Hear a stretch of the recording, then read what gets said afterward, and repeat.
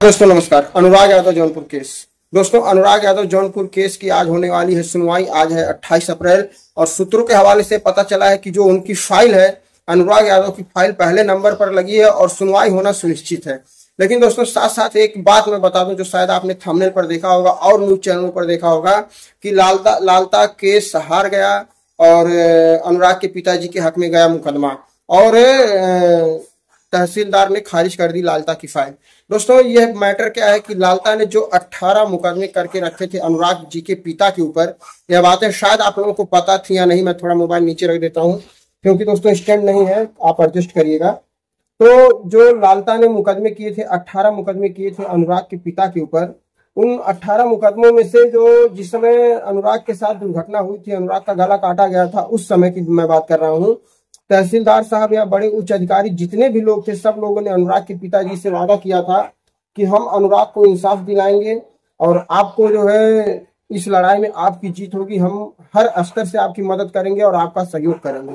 तो कहीं ना कहीं उन उच्च अधिकारियों के सहयोग से आज अनुराग के पिताजी की एक समझिए जीत हुई है। जो 18 मुकदमे जमीन के लिए लालता ने किए थे, यानी कि जिस जमीन पर अनुराग के पिताजी का घर बना है, उस घर को हड़पने के लिए जो अनुराग के पिताजी को ऊपर केस किया था लालता ने, वह मुकदमा आज खारिज हो गया है। यानी कि आज अनुराग के पिताजी जीत गए हैं। एक लड़ाई अनुराग के पिताजी के हक में आई है और लालता के द्वारा किया गया यह केस पूरी तरह से खारिज हो चुका है। सब बहुत बड़ी जीत है दोस्तों। देखा जाए तो यह भी एक बहुत बड़ी जीत है। जो अनुराग के पिताजी को फंसाने का प्रयास किया गया था बिना वजह और बेचारे फंसे हुए थे, आज एक जाल से वह मुक्ति पा चुके हैं। लेकिन दोस्तों दूसरी बात, जो आज अनुराग यादव केस की सुनवाई होने वाली, अगर उसको लेकर के करें तो सबकी निगाहें छोटे से लेके बड़े तक हर लोगों की निगाहें आज इस केस पर टिकी हुई है, चाहे वो अधिकारी तबके का इंसान हो या एक मामूली सा किसान हो। और अनुराग के पिताजी पहुंच चुके हैं अदालत में। फाइल पहले नंबर पर लगी है। तहसीलदार साहब का इंतजार किया जा रहा है। तहसीलदार साहब जैसे ही आते हैं तुरंत फैसला सुनाएंगे और अगर आज सुनवाई हो जाती है, आज फैसला सुना देते हैं, तो दोस्तों यह फाइल आदेश में जाएगी और आदेश में फाइल जाने के बाद समझिए कि लगभग उसका मकान गिरना तय है। लेकिन दोस्तों यहाँ पर एक बात आकर के फंसती है कि अगर फाइल आदेश में जाती है तो जितनी जल्द से जल्द उनके ऊपर एक कार्रवाई की जाए उतना बेहतर रहेगा, क्योंकि यह लोग इतने बड़े चालबाज हैं, इतनी बड़ी 420 करते हैं, इतने बड़े शातिर किस्म के इंसान हैं कि यह लोग शांत नहीं बैठने वाले हैं। और जैसे ही फाइल आदेश में जाएगी और जैसे ही फैसला आएगा, यह तो तय है, फैसला तो इनके हक में आना नहीं, फैसला तो जब भी आएगा अनुराग के पिताजी के ही हक में आएगा। और जैसे ही फैसला आएगा यह लोग तुरंत अपनी कार्रवाई को आगे बढ़ाने का प्रयास करेंगे, क्योंकि लालता किसी भी स्तर पर हार मानने वाला नहीं है। लालता कभी नहीं चाहेगा कि उसका मकान गिरे, वह कभी नहीं चाहेगा कि उसकी हार हो। लेकिन आज जिस तरह से अनुराग के पिताजी का लोग साथ दे रहे हैं, कानून व्यवस्थाएं साथ दे रही हैं, कानून के लोग साथ दे रहे हैं, आज ये कहना पड़ेगा कि सत्यमेव जयते। क्योंकि जो मुकदमा आज लालता हारा है, यह मुकदमा छोटा नहीं था, माना जाए तो यह भी एक बहुत बड़ा मुकदमा था। लेकिन अनुराग की निर्मम हत्या करने के बाद से सारे मुकदमे रीओपन हुए, सारे मुकदमों पर फिर से जांच हुई और एक एक करके अब सारे मुकदमे जो है अनुराग के पिताजी के हक में आ रहे हैं। जैसा कि आप लोगों को पता होगा, आज से 3 माह पूर्व भी अनुराग के पिताजी के ऊपर एक मुकदमा था और जो अनुराग के पिताजी को पता ही नहीं था कि मेरी जमीन के लिए मुकदमा चल रहा है, वो तो भला वो सरकारी एडवोकेट का जिन्होंने इस मुकदमे को अच्छे तरीके से फाइट किया और जीत हासिल की। और जीत हासिल होने के बाद पता चला कि यह वही रामजीत है, यह वही लालता है जो लालता ने कमरुद्दीन गांव पे अनुराग का गला काटा था, यह उसी के पिता की जमीन है। जब बाद में यह फैसला आता है, बाद में जब रीओपन होता है, जब मीडिया वाले जाते हैं, इंटरव्यू लेते हैं, तब वकील साहब को पता चलता है कि मैं जिसके लिए केस लड़ रहा था और जिसको मैंने जीत दिलाई है, वो वही अनुराग के पिता है जिनके बच्चे का गला धड़ से अलग कर दिया गया।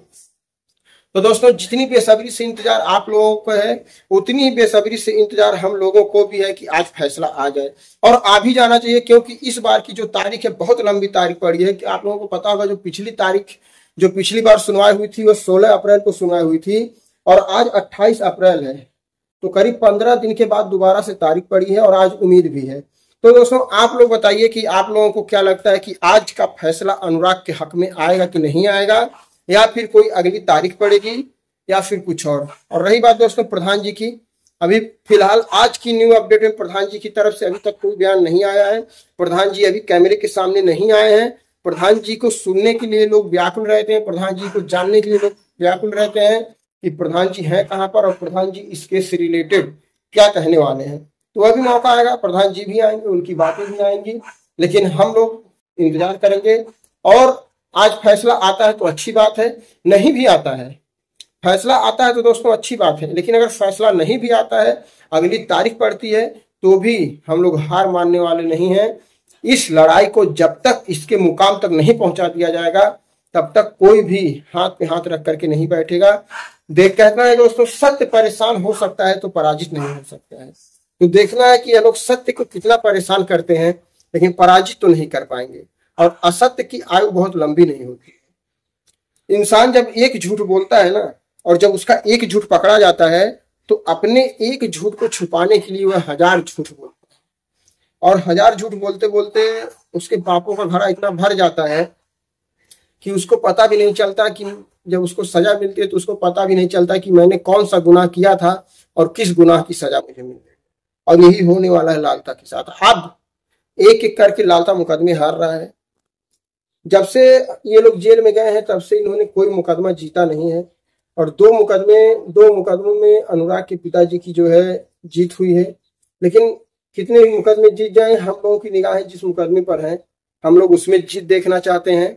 और हम लोग चाहते हैं कि अनुराग के पिताजी को जल्द से जल्द जीत मिले।